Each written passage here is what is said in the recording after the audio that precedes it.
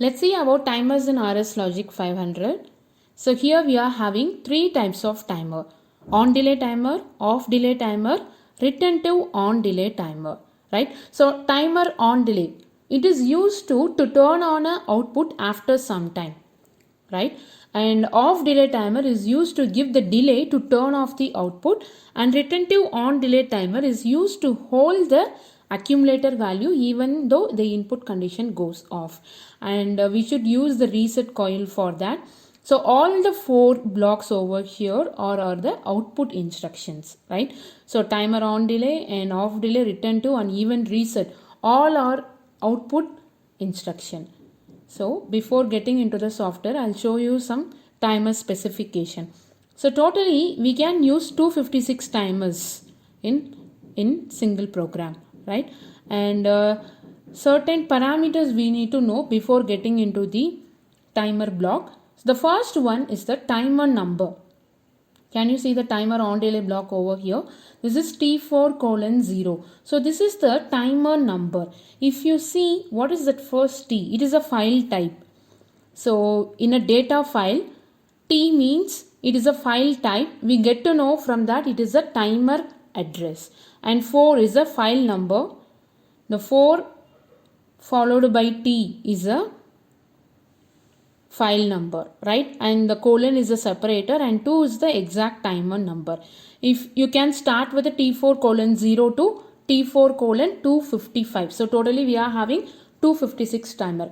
What is the next timer parameter is time base. How we are going to count, whether it is in a second or millisecond. So we have an option to select the time base also.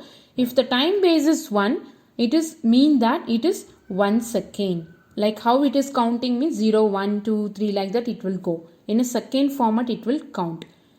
And the third parameter we are having here is preset. So preset is a duration. How long we need to hold the output or how long after we need to turn off the output if it is a off delay timer. So preset is a time interval. How many seconds or how many minutes depends upon that we need to give the preset value. Here in the block it is 20. So from this we get to know for this particular timer the time duration is or the time interval is 20 seconds. An accumulator value. So accumulator is the place where you are going to store the running value. And we are having enable bit. So we are having 3 bits. One is enable bit, done bit, another one is timer timing bit. Here you can see enable bit, timer timing bit, done bit. So enable bit is like a rung condition. Whenever your rung goes on, enable bit will be on. Done bit will be like whenever your 20 seconds is happened, after your timer has done its work, timer done bit will be on. Timer timing bit will be on when your accumulator value is running. So you can find in a 16-bit file, done bit is at the 13th bit, TT bit at 14th and enable bit at the 15th. Even accumulator value and preset value will take 16 bits to store the value. So let's see how to use this in a software. So in this we are having one input and one output. This is sensor 1 and this is motor 1. So whenever I am turning on a sensor, maybe a sensor is giving a signal, motor should turn on after 10 seconds. So the condition is whenever sensor is giving a signal, motor should turn on after 10 seconds. So we are going to delay the on operation of your motor. So obviously you should use the timer on delay, right? So you can, in a timer bar counter option, you can find TON. This is timer on delay. So just click on that. It will be at the right hand side since it is a output instruction. So it is asking a question mark. We need to give the timer number. I'm going to start with 0. So to T4:0 I have given here. And preset I'm going to give 10. Okay. So now after 10 seconds the motor should turn on. So I'm going to use the done bit of our timer. So just take one normally open contact and give the done bit address. So what is the done bit address means? You can go for timer number first, T4:0 dn. Slash dn means it is a done bit. Slash tt is it will be the timer timing bit. En means it will be the enable bit. You can get reference from in the timer block also. Here you can see enable bit T4:0 slash en tt dn. Right? So let's check for error. Go for online.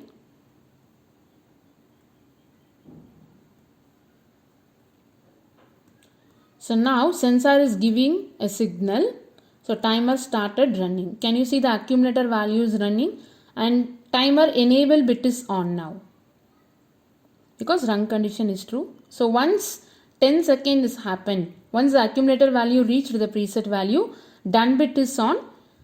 So motor is also on because we have used the done bit.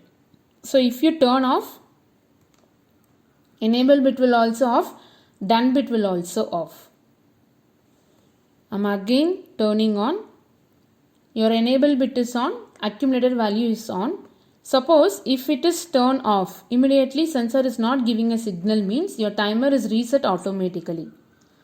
Your enable bit is also off and your accumulator value is also back to 0.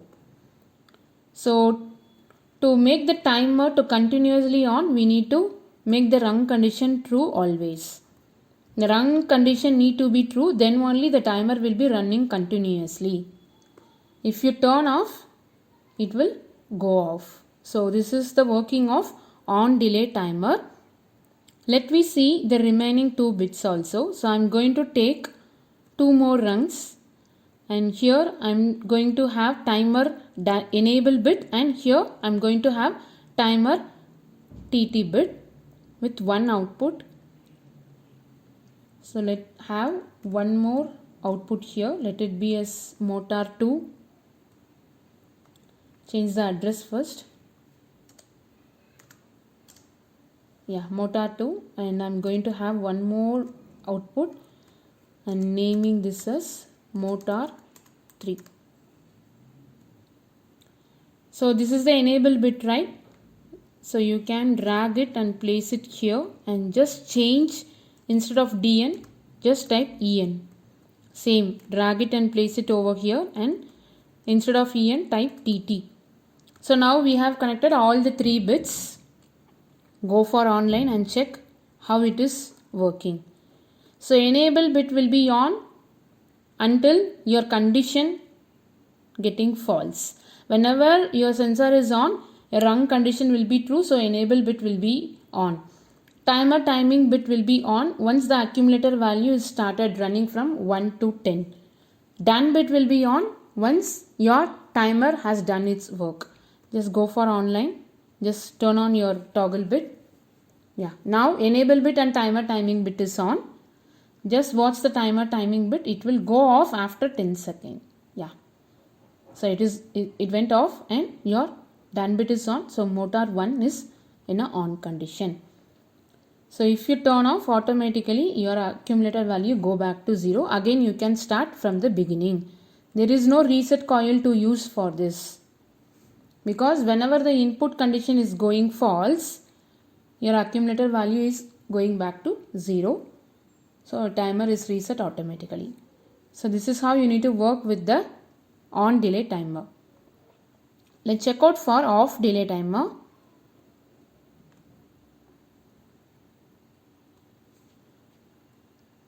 So instead of on delay timer, we are going to turn on a output and after some time it should go off. Even though the input condition goes off, after some time output need to off. Just remove these 2 runs. So here also I am going to use the same address and preset value as 10. Check for error, go for download.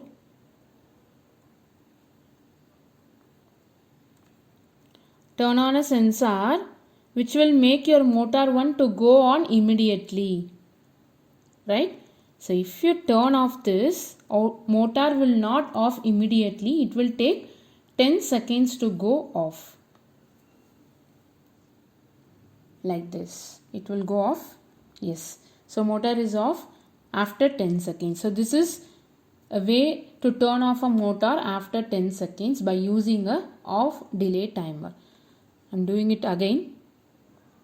So your timer is at 0 only. Your accumulator value is 0 only. Whenever you are going to turn off the sensor, it will start counting. This is the working of off delay timer. Yes. So same as on delay, here also we are having timer, timing bit, enable bit and all. So let's check how it is working here. So just give the address EN and this gonna be the TT. And output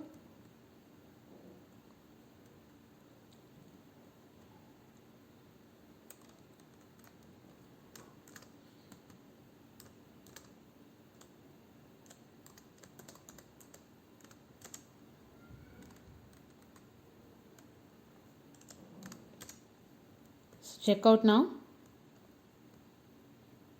So done bit is different here.